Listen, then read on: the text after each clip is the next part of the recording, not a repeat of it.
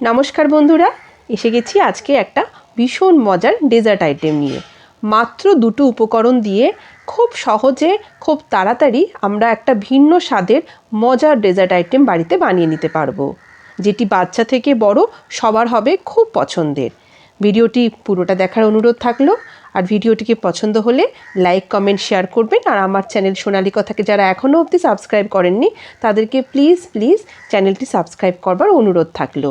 তাহলে চলুন দেরি না করে ঝট করে দেখে নিই কীভাবে বানিয়ে ফেলবো আমরা আজকের এই মজার ডেজার্ট আইটেমটি। এই আইটেমটি বানানোর জন্য প্রথমে আমাদের যেটা বানিয়ে নিতে হবে সেটা হলো চিনির একটা ক্যারামেল।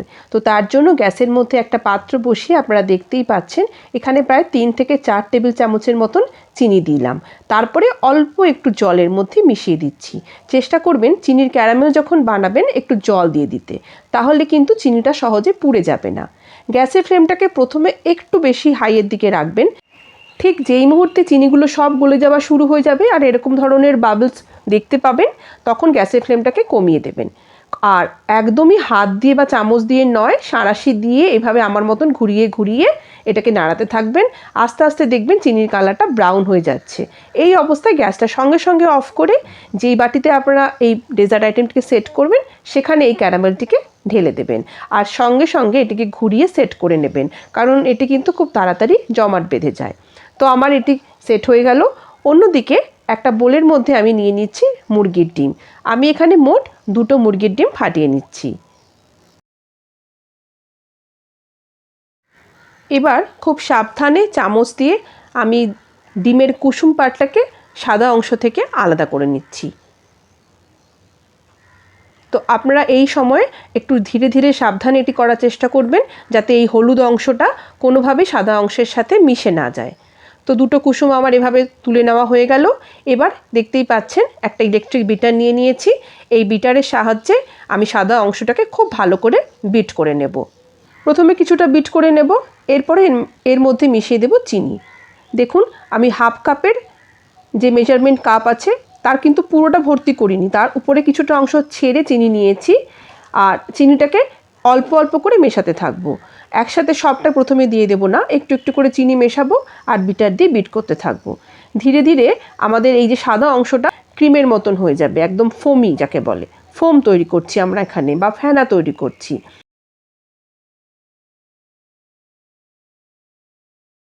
চিনি যতটা আমি নিয়েছিলাম আমার সেটা একটু বেশি মনে হয়েছে। দেখুন এতটা চিনি কিন্তু আমার পুরো আরও রয়ে গেছে, আমি এটাকে মেশাইনি। তো আপনারা আপনাদের স্বাদ অনুযায়ী মিষ্টির পরিমাণটাকে কম বেশি করে নিতে পারেন। এখানে আমি মিশিয়ে দিচ্ছি 1 চামচের মতন ভ্যানিলা এসেন্স। অনেকেই ডিমের গন্ধটা পছন্দ করেন না, তো সেই জন্য তাদের জন্য বলছি এই ভ্যানিলা এসেন্সটা আপনারা দিয়ে দিতে পারেন। আবারও বেশ খানিকক্ষণ সময় নিয়ে ভালোভাবে বিট করছি।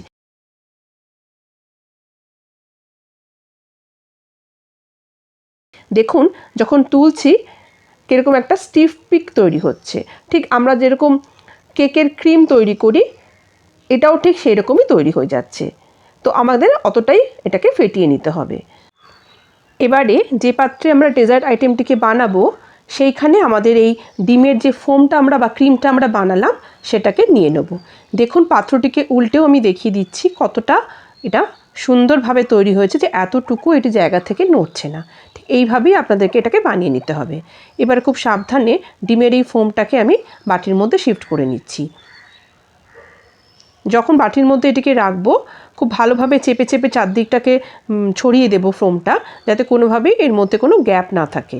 যদি গ্যাপ থাকে তাহলে কিন্তু আমাদের ডেজার্ট আইটেমটি খুব ভালো তৈরি হবে না। তো এইভাবে স্প্যাচুলা দিয়ে খুব সুন্দরভাবে চেপে চেপে চারদিকে আপনারা ফোমটাকে স্প্রেড করে দেবেন। এবার উপর থেকে এটাকে ভালোভাবে একই লেভেলে নিয়ে আসছি। খুব সুন্দরভাবে আমাদের এটা উপর থেকে সেট হয়ে গেল। এবার আমরা এটিকে ভাপে বসাবো। তো তার আগে এর মুখটাকে একটা ফয়েল পেপার দিয়ে খুব ভালোভাবে মুড়ে দিলাম, যাতে এর মধ্যে যখন ভাপে এটিকে বসাবো কোনোভাবেই এতটুকু জলের মধ্যে প্রবেশ না করে।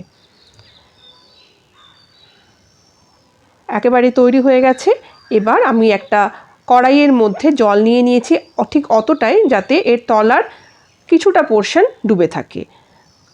অর্ধেকেরও কম পোর্শন যেন ডুবে থাকে। তারপরে আমরা একদম ভালোভাবে এটাকে ঢাকা দিয়ে দিলাম, দিয়ে গ্যাসটাকে অন করে প্রথমে 1 মিনিট একটু হাই ফ্লেমে রাখবো গ্যাসটাকে। যখনই জলের মধ্যে একটা ফুট চলে আসবে, জল যখন ফুটতে থাকবে, তখন গ্যাসটাকে একেবারে লোতে করে পুরো 30 মিনিট আমরা এটাকে ভাপিয়ে নেব। একদম 30 মিনিট এটাকে ভাপানোর পর আমি আপনাদের কাছে আবার ফিরে আসছি। 30 মিনিট পর ফিরে এসেছি। এবার আমি ঢাকাটা খুলে আপনাদের দেখাই, আমাদের জল কিন্তু এখনও ফুটছে। এবার আমি গ্যাসটাকে অফ করে দেব। আমি গরম অবস্থাতেই আপনাদেরকে খুলে দেখাচ্ছি। দেখুন একেবারে পারফেক্টলি কিন্তু এটা সেট হয়ে গেছে। আমি কাছ থেকেও আপনাদের দেখাই, একটা চামচ দিয়ে দেখাই, দেখুন কি সুন্দরভাবে এটা সেট হয়ে গেছে। এবার এটিকে ঠান্ডা করার জন্য রেখে দেবো, প্রথমে রুম টেম্পারেচারে, তারপর রুম টেম্পারেচারে যখন এটা চলে আসবে এটাকে ফ্রিজে 1 ঘন্টার জন্য রেখে দেব। ফ্রিজ থেকে বের করে নিয়ে এসেছি, ঠান্ডা অবস্থায় এটিকে আমরা এবার ডিমোল্ড করছি। উপরে একটা ডিশ রেখে দিয়েছিলাম, এবারে পাত্রটাকে উল্টে নিলাম, আর দেখুন কত সুন্দরভাবে আমাদের ডেজার্ট আইটেমটি বেরিয়ে এলো।